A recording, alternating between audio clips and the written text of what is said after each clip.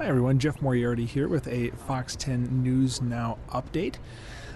We had a situation this morning in Scottsdale. I'll show you some footage here that came from Sky Fox. And this was a hazmat situation at the Jewish Cultural Center. They had somebody get sick inside the facility, and paramedics responded, and while they were there, the person complained of feeling ill and had dizziness. And while they were there, the paramedics had several other people report to them that they were having the same symptoms. So then the call was escalated to a hazmat assignment, and units from Scottsdale, Phoenix, and Tempe all were involved. Tempe Fire Department hazardous materials team went inside the community center to check for hazards, but nothing unusual was actually found at the facility. So it was checked out and looks like it will be all clear.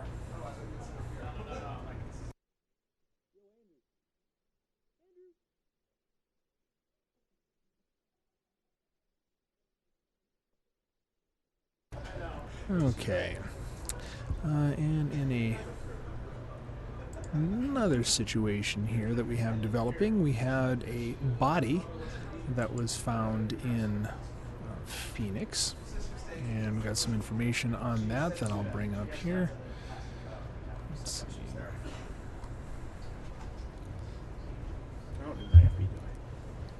Come on in. We have Andrew has been joining me here.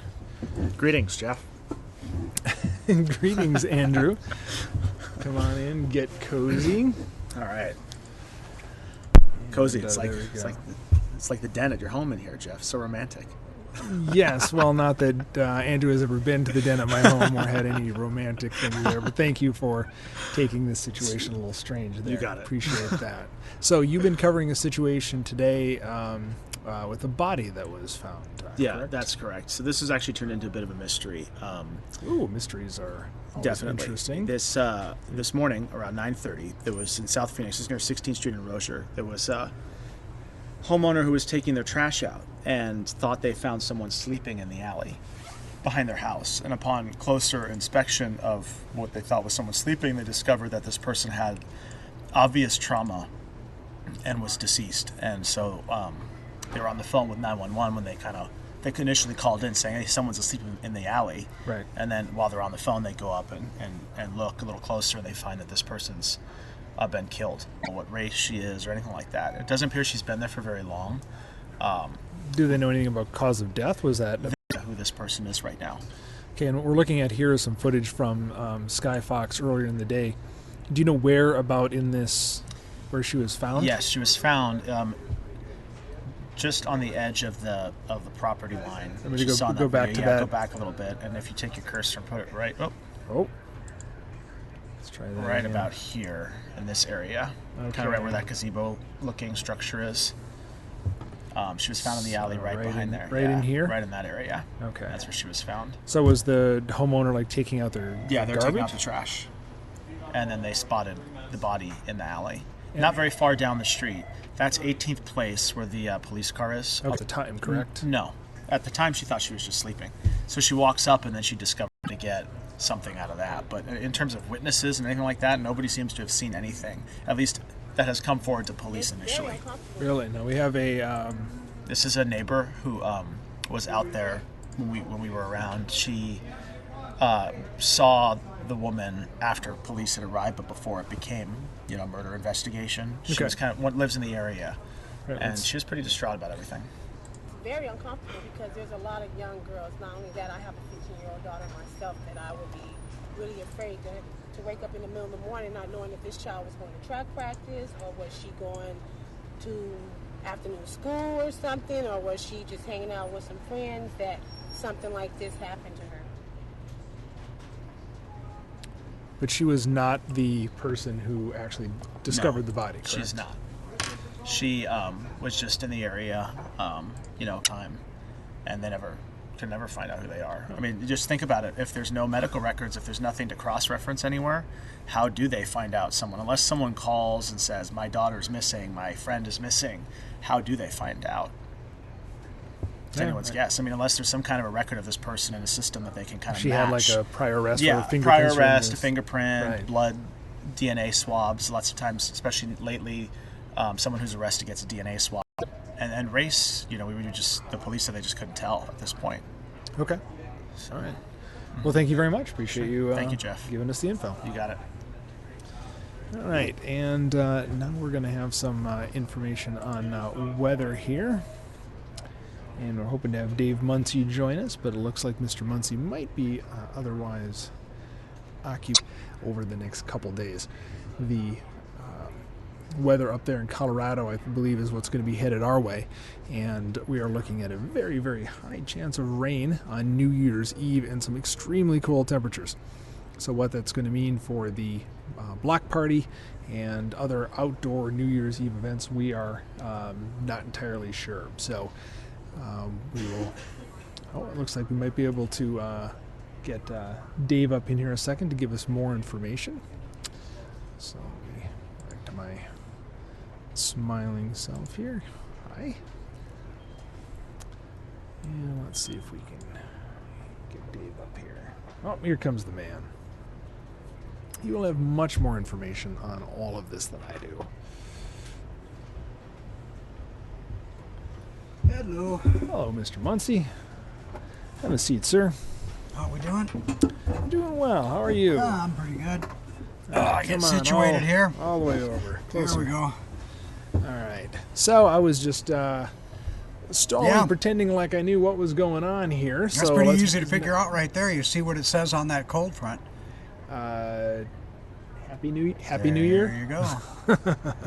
All right. Well, let's bring that up for everyone here, and you can walk us through this in detail. Well, we do have a cold front coming down through, and that is going to have some effect on us. It's going to keep our temperatures on the cool side, but it's also by late Tuesday going to bring in some possible rain for us as well. We'll start out tomorrow pretty good. We'll start out tomorrow with a few clouds, some sunshine, but it'll cloud up during the day, become partly cloudy, slight chance of rain late in the day, and then about an 80% chance of rain on New Year's Eve day. So that's a pretty good chance. That showers likely is what the forecast will be on that one, and about a half an inch is what we're looking at. Oh, it's a nice amount then. Yeah, that actually will bring temperatures up. We're going to go from the 30s into the mid 40s with temperatures, because the rain will bring the temperatures up, and the cloud cover helps to bring the temperatures up as well. So it'll help as far as our temps. Not long, a day or so, and then they'll be back down into the 30s, near 40 degrees again. But yeah, I think we're going to just wash everything away from the old year and start the new year all fresh and clean. So. That's a very poetic way to look at it. All of last year's dirt gone. Can you tell if the rain is going to extend into the evening, that this is going to put a damper on New Year's Eve celebrations like the Tempe Block Party, or is it going to be more of a daytime? Well, it all depends upon how soon it gets started and how soon the front moves through. I would think that given the fact that we're looking at rain on Tuesday night, this thing should be starting to wrap up somewhere around late in the day on New Year's Eve. Now, we still do have a good chance of rain New Year's Eve, and we still have a slight chance of rain on New Year's Day, but it goes down to about 20% on New Year's Day. So it will be a declining forecast, less and less rain as the forecast goes on. All right. And do you have any big plans for New Year's Eve? No, it's going to rain. Well, Yes, I do. I walked right into that one now. My didn't wife I? and I are going to go to dinner with our umbrellas. But yeah, I mean, we could see a pretty rainy day, especially some areas of the valley. If we're looking at about a half an inch in some places, you could see rain through the day for that. Well, I'm glad that'll warm things up, because it's been quite chilly. Yeah, here, in fact, I can change that, and we can take a look at, there we go. Oh, here is the winter storm. That's the winter storm watch that we have. That's Wednesday and Thursday. Okay. And then we're looking at 2 to 6 inches at 3,500 feet, 6 to 10 inches, 5,000 feet. And they're making that bigger, as a matter of fact. I have left that alone, and it was just a couple of areas. Now it's all across the north that they're looking at it. Those northern areas could be looking at 7 to 12 inches above the 5,000 foot level. Oh, wow. Getting close to the 6,500 foot level. They could be looking at a few inches as well. So it's going to be a fast moving storm. It's going to be in here and out of here very, very rapidly, but it could be leaving some moisture behind. As you see, 2 to 6 inches there at 3,500 feet. That could be in the Globe, Miami area. That could be just north of us here. So we'll keep our eye on those areas, but that's it. Yeah, winter storm coming in, and if you are planning a party or planning travel or whatever, really keep your eye on the weather, because this is, especially if you're going to be driving up north at all, this is going to be a nice little snow accumulator for you. But no prediction for that magic occasional snow in Phoenix? Nope, not right now. I've been here for maybe 3 snows in Phoenix, 3 of them that we've had, so I know it can happen, but I'm not seeing it right now. One other thing, we're going to have wind gusts of 30 miles an hour with some of this stuff too, Oh, so wow. that's not going to be very good. Yeah, some of the higher mountain reaches are going to be above the 5,000 foot level, especially quite windy. All right. Well, thank you very much, sir. I appreciate that. Any other weather tips or thoughts? Well, no, just the like I say, really keep your eye on it. I still have things covered in my yard. I keep things covered a few days after a freeze, just to make sure that we save it. I didn't save all my plants, but I saved a lot of them. So you might want to keep things covered as well, right up until the rain. After it rains, it'll probably warm things up a little bit. And if all of your cover gets wet, you don't want that out the next night. You want it dry before another cold snap comes along. So No, that's that's the other thing too. That's a really good point. I hadn't thought Yeah. about that. I tend to leave mine on for a couple days, A, because you're supposed to, and B, it kind of aligns with my own particular laziness in getting up early in the morning and I'm taking the them same off. way. I leave it on, just leave it on, but I'll take it off if it starts raining. I'll take everything off, or if it gets rained on, you'll have to take it all in and dry it, because you don't want to put something wet out there over a plant, because it will freeze. Right. All right. Well, thank you very much, sir. Okay. I appreciate it. You bet. And you have a fantastic evening. All right, we will do that, and we'll be back with more to get people ready for New Year's Eve and let them know whether this thing is intensifying or lessening. These things happen, but it's kind of like that thing when you watch cops that say all these people may not go to prison. Yeah. That you just saw here. Well, that's the same thing with our storm. So. All right. Interesting analogy there. Okay, Jeff. And we've got one more video for you here this evening. And that is a fleet of cars. Let me pull this up here for you.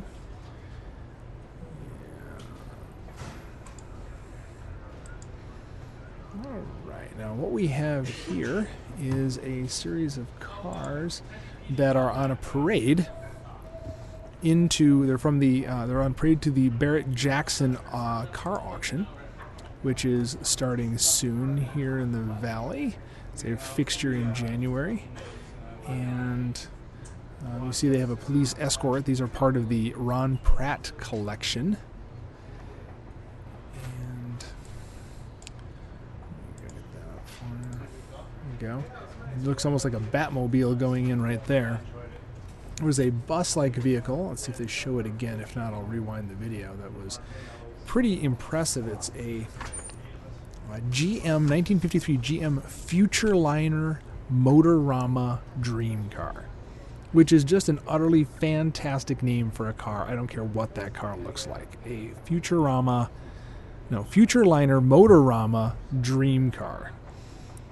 And probably every single car on there is worth about as much as my home. I don't see the Dreamliner in here, or Dream Car, but I'll go back and find it here if they don't show it again. The Dream Car was part of an auto show that GM ran from 1949 to 61, and it was designed to show off a lot of these kind of futuristic looking cars and get people excited about the automotive industry and get them excited about what was happening in America, get them looking forward to what cars were going to be doing here. I don't see the Futureliner here, so let me back up to the beginning where they showed it. Yeah, it's that right there. This is the Futureliner Motorama Dream Car, which looks almost more like a bus. And I wish I had some pictures of the interior of it to share. because I bet it is absolutely retro spectacular in there. But if you are interested, I'm sure you can go out to the Barrett Jackson car auction and check that out yourself. All right, so that kind of wraps it up for this update for Fox 10 News Now.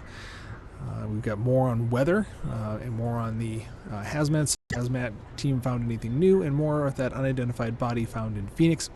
I'll be on the 5, 6, 9, and 10 o'clock news this evening, and you can always find more information on our website at fox10phoenix.com. Thank you for watching, and have a fantastic day.